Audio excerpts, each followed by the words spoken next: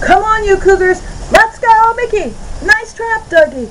Oh my gosh, Mel, there's a hole. Fill it in. Way to go, yes.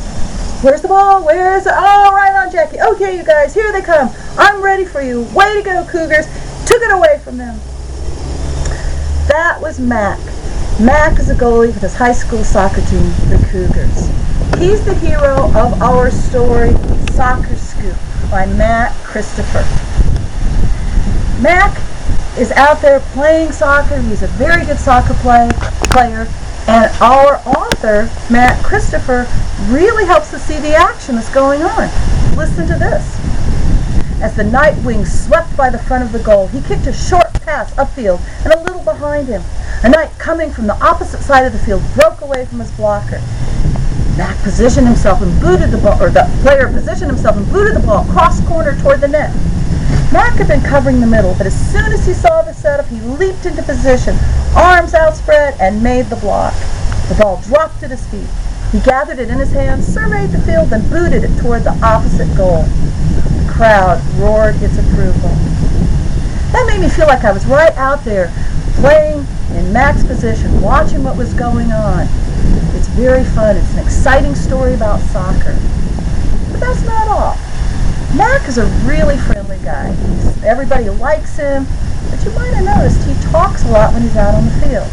Now, the crowds do like him. They laugh at what he says. The coach thinks he's got good advice for his fellow players, but not everybody is happy with all the talking that he's doing.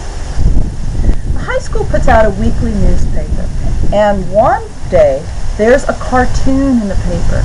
It shows a picture of a goalie with all these words coming out of his mouth. It's not very nice. There's a caption underneath it that says, "Motor mouth, it never runs out of gas, though some wish it would."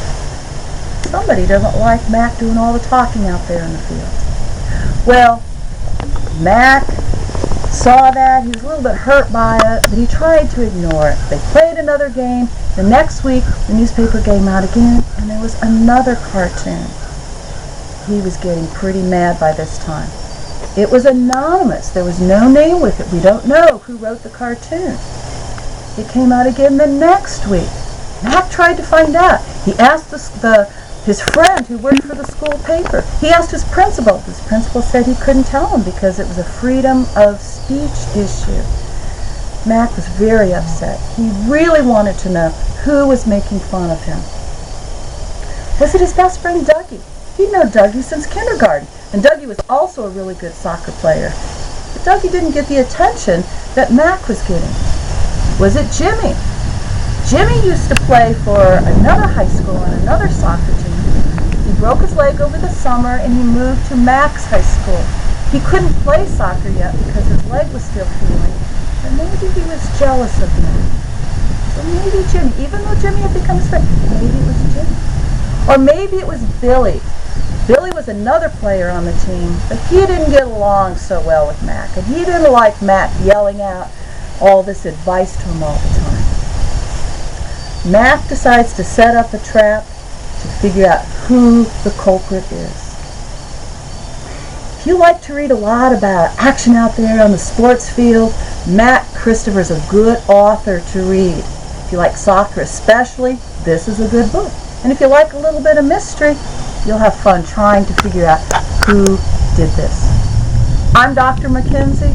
I hope you decide to take a look at Soccer Scoop. Goodbye.